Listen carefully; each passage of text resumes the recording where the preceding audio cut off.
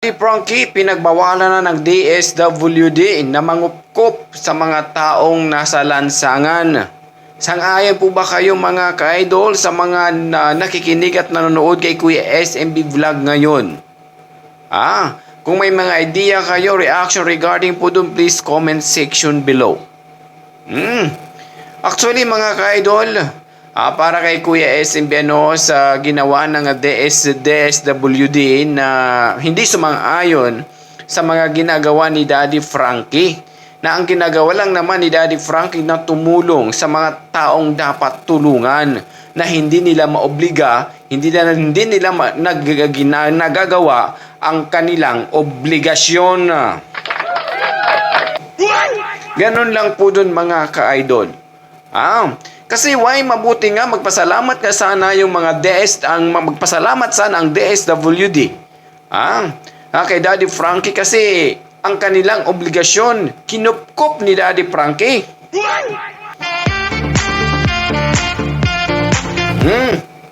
Bakit pinagbabawalan pa nila ito? Importante, safe ang tinutulungan.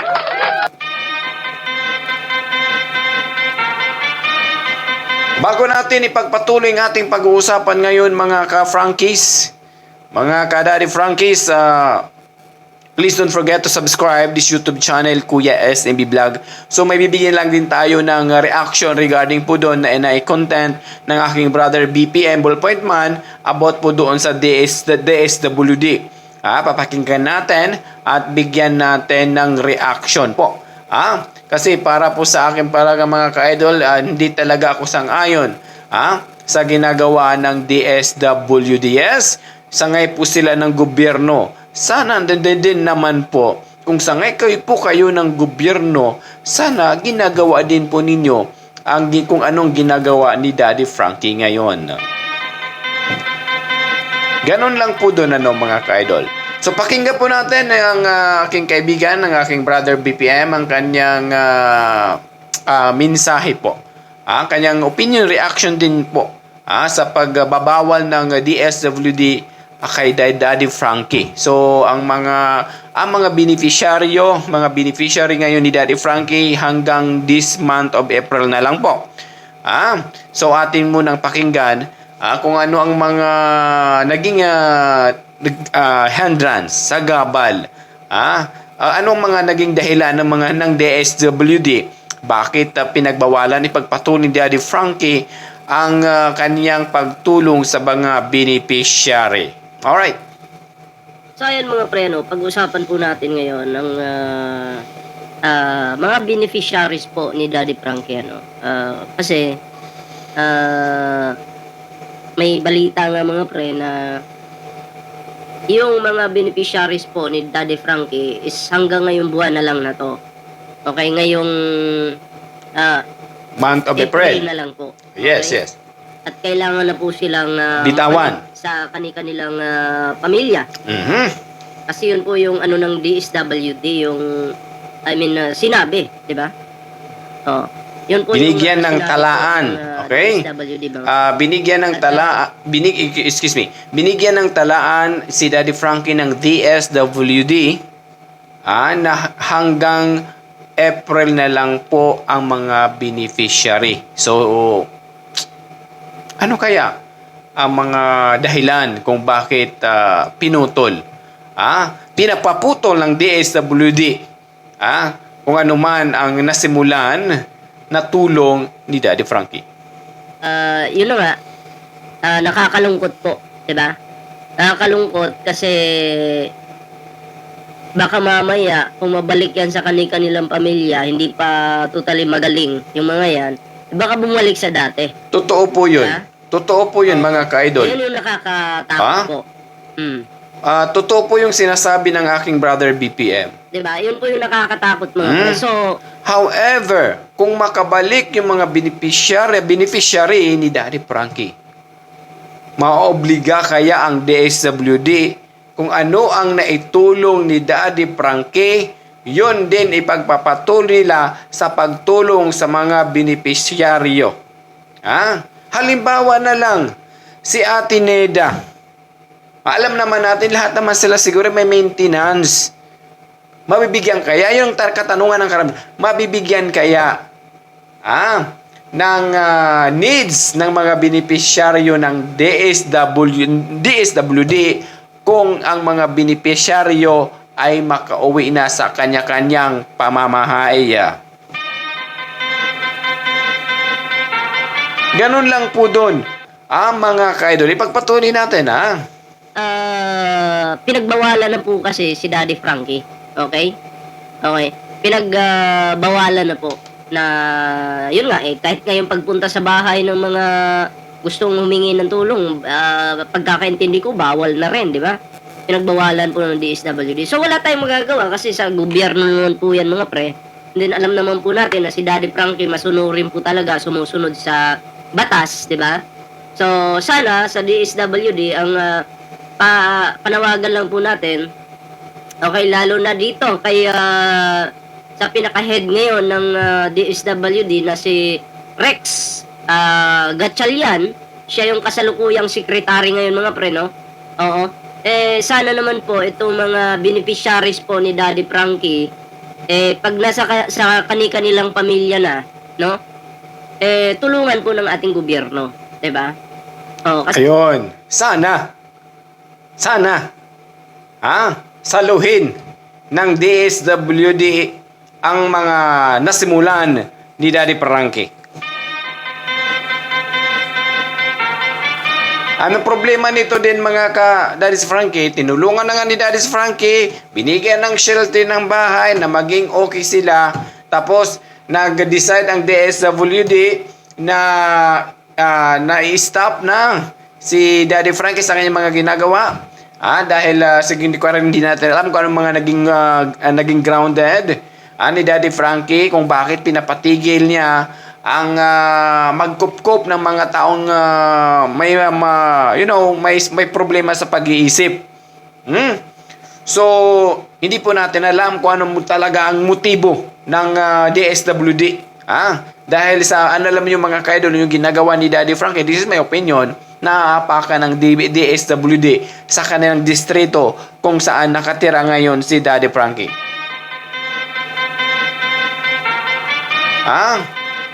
Ang point lang naman ni Kuya SM, na ginabayan na lang ng DSWD si Daddy Frankie kung ano ang dapat gawin para maging legal ang kanyang papkup-kup sa mga taong dapat tulungan.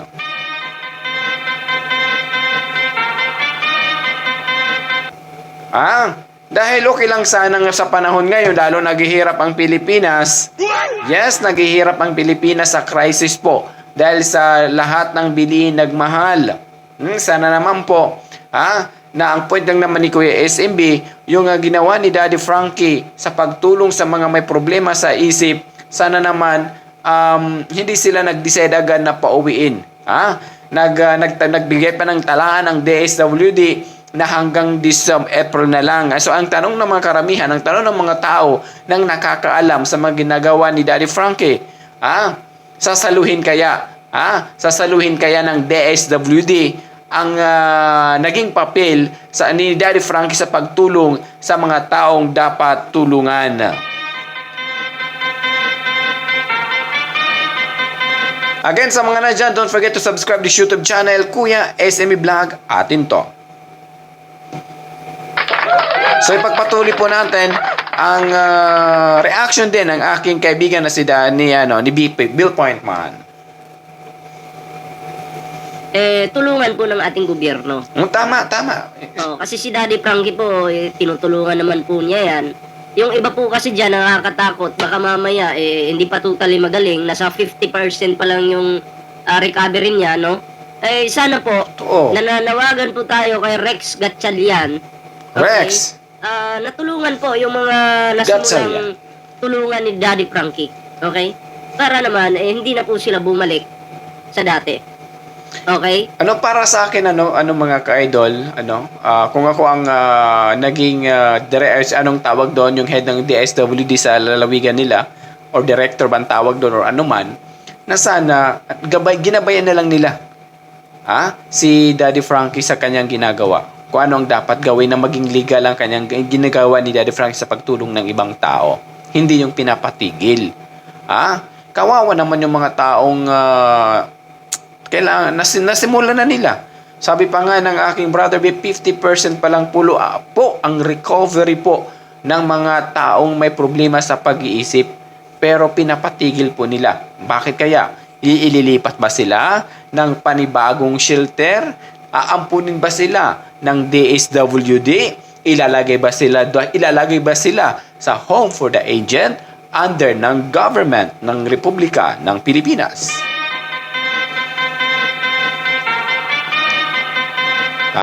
Hindi po natin po alam mga ka-idol yung point po ng DSWD. Kung ano talaga ang plano nila about sa mga natulungan ni Daddy Frankie sa may problema sa pang-iisip, di ba? Sa mga ganitong sitwasyon mga ka-idol, hindi man nagawa ng gobyerno ang kanilang tungkulin. Hindi naman ibig sabihin against ako sa mga DSWD. Hindi man nila nagawa ang kanilang tungkulin sa distrito kung saan nasasakop ang ating founder na si Daddy Frankie. Sana minonitor nila every barangay, makipag-coordinate sila sa mga barangay official. Kung sino may problema sa pang-iisip, makikoordinate sa DSWD. Ganun sana. Yung really legit, yung may malasakit. Ang problema, ang aking napapansin, yung DSWD walang malasakit sa mga taong ganito, yung tinulungan ni Daddy Frankie. Sa kanila lang, dinadaan nila sa legal na proseso. Ang tanong, yung legal na proseso na agad ma-rescue yung dapat matulungan. Yun ba? Yun pong katanungan po dun mga ka-idol ni Kuya SMB. Kasi mahirap naman po mga ka-idol na magpigil tayo. Halimbawa lang example ko lang. Umigib ako ng tubig para makainom si Daddy Frankie. Tapos pinigilan ako na mag-iib ng tubig. Paano makakainom si Daddy Frankie ng tubig? Ganun po ang ginawa ganun po. Ganun po ang nangyari estado po. Halimbawa lang po. That DSWD and Daddy Frankie and also the mga beneficiaryo. Ganun po ang naging set up po doon. Paano makainom si Daddy Frankie? Na tinigilan ako ng DSWD na umigib ng tubig. Uhaw na si Daddy Frankie. Sana maintindihan ninyo yung example ni Kuya SMB. Paano? So pagpatuloy natin ang reaction ng ating brother. Yun lang naman yung ating panawagan, di ba? Okay. Kasi baka mamaya kukunin ng DSWD, bibigay dun sa pamilya. Baka mamaya wala rin kayong tulong na gagawin. Correct. Mas maganda sana magtulungan po si Daddy Frankie, DSWD, para masaya po, di ba? Ang ko lang i-confirm muna ni Daddy Frankie sa DSWD kung paglabas ng sa shelter ni Daddy Frankie, kung makadiretso doon sa bahay, may gagawin agad ang DSWD. Ganon lang po doon, mga ka-idol. Yung point ni Kuya SMB. Mayroong confirmasyon po. Man kayo, di ba, kawawa naman po yung mga beneficiaries, di ba? Totoo yun, kawawa talaga. Dahil kukunin nyo at ibabalik nyo sa pamilya nyo, magtulungan po sana, di ba? Alam ko naman, about dyan sa rules, kung may rules and regulation man ng DSWD, mga ka-idol is hindi yung mag-alinlangan na sumunod kasi alam natin kung gaano si Daddy Frankie kabait. Okay? Masunurin po yan. Punto por punto po yun, masunurin po. Kaya siguro, hindi pa natin po alam kung ano nagiging plano really talaga ng DSWD sa mga beneficiaryo. Naman sila, di ba? Yun lang po yung panawagan. Di ba? Yung problema dito, yung mga walang pamilya. Okay? Correct. Katulad ni Bandam. Pag dinala yan sa kinuha yan ng DSWD, alam nyo naman si Bandam, tumatakas yan. Babalik at babalik pa rin yan kay Daddy Frankie. Patay tayo dyan. Yun yung problema. Diba? Pero kilala naman natin si Bandam, diba? So, yun lang. At Oh, ito nga sabi ni ni Brother BPM.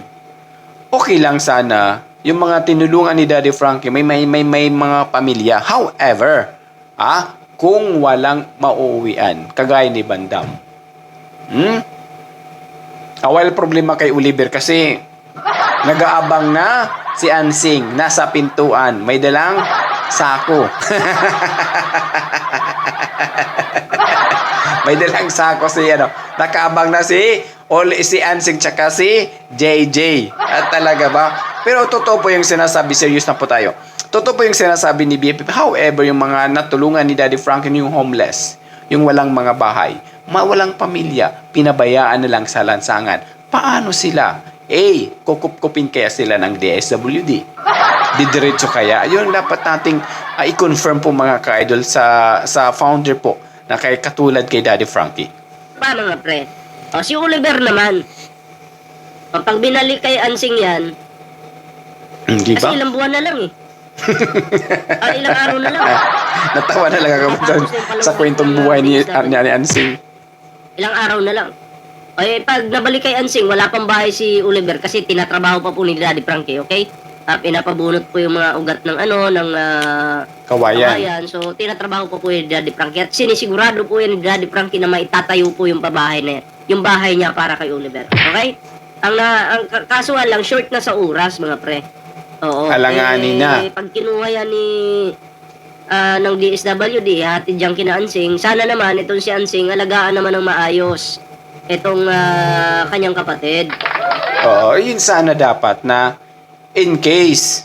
Sa ngayon, siyempre magpapakitang gilas yan, mga ka-idol, di ba? Magpapakitang gilas yan si Ansing. Sana magpakitang gilas ka dapat na ibigay sa'yo si Oliver. Para makakuha ka naman kung anong mayroong si Oliver, Ganon dapat, magpakitang gilas ka. How you care your brother. Ay, mga English talaga. Paano mo alagaan bumawi ka. Bumawi ka sa pagkukulang mo noon sa pag-aalaga kay Oliver. In case si Oliver makauwi sa puder po ninyo. Total, ang bahay nyo, bahay din naman yan ng pamilya mo. Bahay din naman ng mama at papa mo, di ba? May karapatan dyan, mas may karapatan nga dyan si Oliver tumira Ansing sa pamamahay ninyo. Kahit po ikaw may ambag po dyan, pero may batas po tayo ngayon mga ka-idol, na mas may priority po, mas may karapatan po, tumira ang lalaki kumpara ka sa babae. Kasi alam naman natin yung babae ngayon, parang dinadala, ang tawag tama ng Tagalog ko. Dinadala lang, ganun po ang dito sa ating bansang Pilipinas.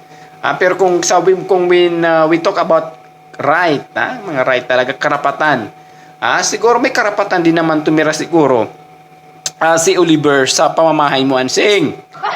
Right? O bigyan mo isang kwarto. Ngayon lang naman hanggat wala pang bahay. Huwag mo nang awayin, bumawi ka. Bumawi ka.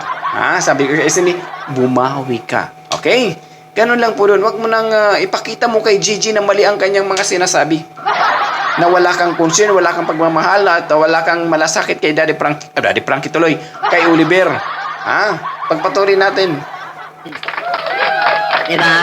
Pagluto ng healthy na ulam, katulad ng gulay. Kasi si Oliver, kumakain naman ng gulay yan hilig siya ng gulay. Yung lutuin niya para kay Oliver. At dami-damihan niya kasi, syempre, malakas pong kumain si Oliver. Baka mamaya, pag kinuha ng DSWD, hinatid sa'yo Ansing, baka mamaya, wala kang gawin. Ang problema nito, mga ka-idol. Dapat sa tamang oras lang kain yan. Ang problema nito, mga ka-idol, gamot. paghatid ng DSWD kay Oliver, ibalik ni Ansing si Oliver sa kulungan ng babuyan. Naku, siguro hindi napapayag. Kasi nakikita naman natin na si Oliver na medyo magaling na. Baka tuloy si Ansing ang ilagay doon ni Oliver. Ganon lang po doon, mga ka-idol. Di ba? Kasi pagpatuloy natin yung ating talakayin ngayon, Oras. Diba? Kasi ganun po ang ginagawa nila Daddy Frankie. Pinapakain sila, binubusog sila, at pinapainom po ng gamot. Okay? Kasi pag hindi yan nakainom, nako, babalik sa dati yan, Ansing. Baka Totoo po yung sinasabi. kapag ang may problema sa pang-iisip, kapag isang araw lang hindi makainom, back to zero po yan.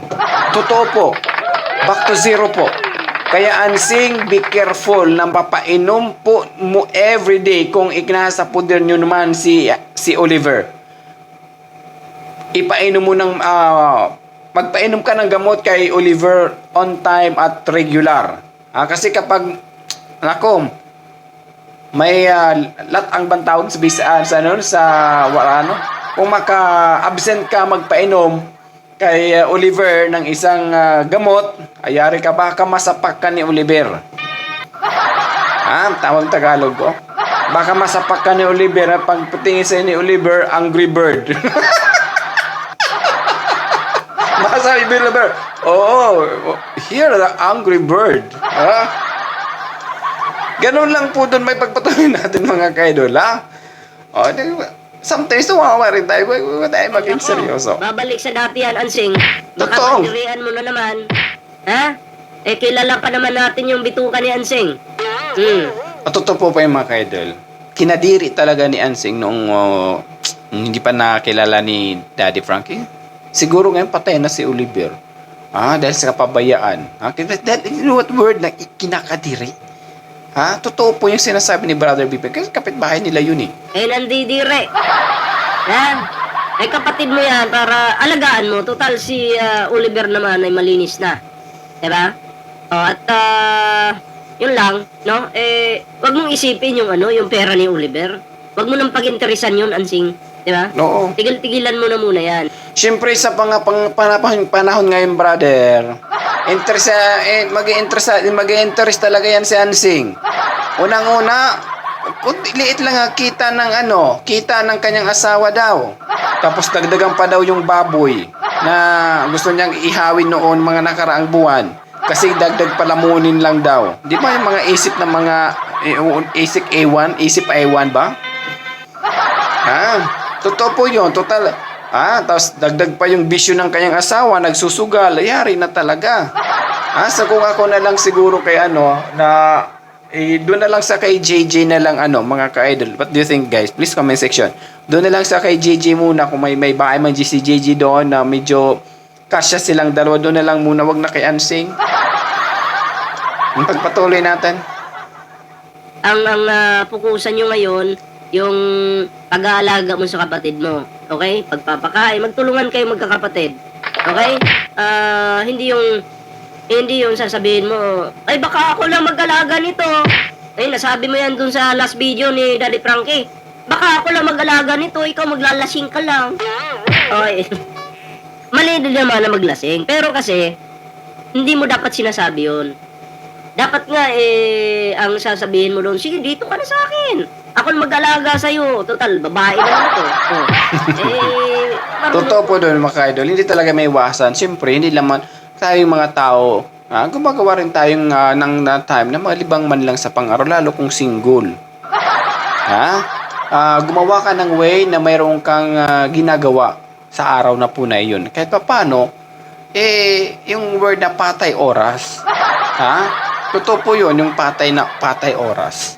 Kasi kailangan rin natin ng inspirasyon sa araw-araw, kahit pa paano, yung buhay ng tao hindi man lang boring So pagpatuloy natin. Ang masarap na ulam. Ganun.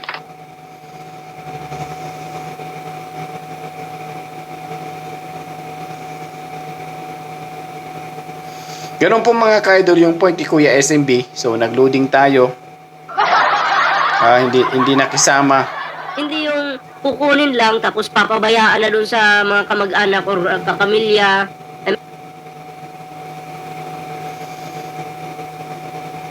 Yan, nag-loading na talaga. So, ayun po mga ka-idol, yung sinasabi ni Brother BPM, totoo po yung mga niya, opinion din niya, na sana, na kapag hinatid na ni Daddy Frankie yung mga beneficiary sa kanya-kanyang pamilya, sana saluin agad ng DSWD. Kasi kawawa yung iba yung mga homeless, yung walang bahay, walang materhan, saan sila? Okay lang sana pag uwi ng hanggang April lang, tapos paglabas, may ban na sasalo sa kanila na ilalagay sila sa home for the agent. Okay? Ng gobyerno. Sana gano'n. So, sir, ng sekretary ng DSWD. Huwag hayaan na, dapat nga, kung anong ginawa ni Daddy Frankie, yun din ang ginagawa ng mga tauhan mo sa mga every provinces, every lalawigan.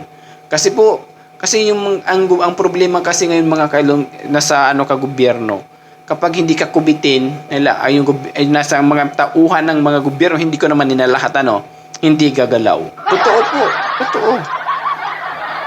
Totoo po yung sinasabi ko. Hindi wala silang gagawin. Kasi na-experience ko na po yan mga ka-idol. Specialist in hospital. Lalo yung mga tulong. Ganun po ang problema ng Pilipinas. Sana po yung mga nasimula ni Daddy Frankie hindi masira dahil lang sa sinunod ang DSWD.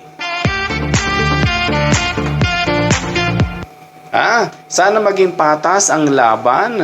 Ang importante ay yung ginawa ni Daddy Frankie ay hindi nakakasama ng tao. Ang importante yung ginawa ni Daddy Frankie ay nakatulong sa ibang tao.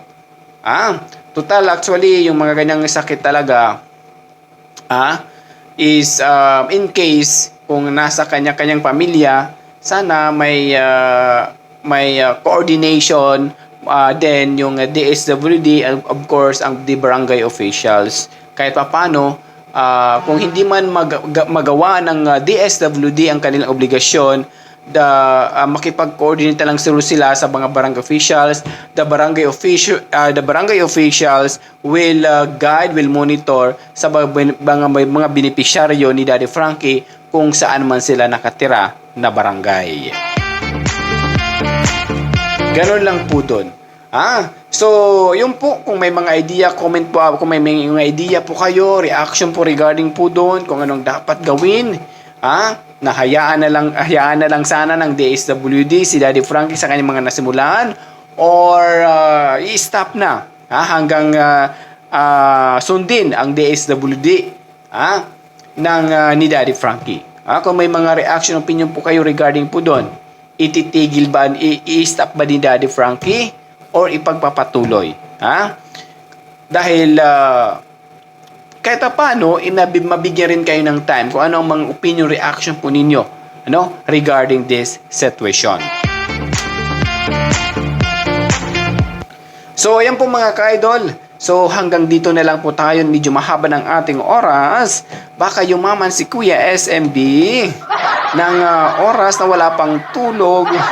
Anyway, maraming salamat. Sa mga nandyan again, sa mga Daddy Frankie's diehard supporters, please don't forget, huwag niyong kalimutan, mahalin si Kuya SMB, halalon mga taga-Waray nga malaom-laom. Ayagay, mga taga-Waray nun, mga taga-Samar, lalon mga taga-Mindanao. Magtulungan tayo, magkaisa. Tagumpay ni Kuya SMB, tagumpay ng community ni Daddy Frankie. Again, maraming salamat mga ka-idol sa laging pagsubaybay at pagtangkilik sa pinakapuging vlogger ni Daddy Frankie. Pugi! O pinakagwapo na lang. Ang pinaka-cute. Huwag na SMB, gurang ka na. Sige, ang talino. Maraming salamat po sa mga patuloy na sumabaybay at ayusin mo SMB, sumabaybay sa aking alituntunin ang aking programa tuwing hapon. Agoy, talaga ba? Anyway, biro lang po yung mga ka-Daddy Frankie. Anyway, maraming salamat again. Saan man kayo lupalop ng Pilipinas, Luzon, Visayas at Mindanao. At sa man kayo lupalop ng kontinente, big love shoutout, especially mga OFW na patuloy na sumusuporta at nagmamahal mga sponsors. Hello, big love shoutout. Go and fight lang po tayo. Ganun talaga ang buhay. Laging may positive at negative. Ang buhay parang ang ilaw. Ang ilaw hindi yan umiilaw kapag walang negative. At walang positive. dapat laging mag-asawa yan sila, negative and positive. Ganun lang po dun. Again, maraming salamat sa pagsusuporta nyo kay Kuya SMB ng mga laom-laom. Again, don't forget to subscribe. Mabuhay tayong lahat.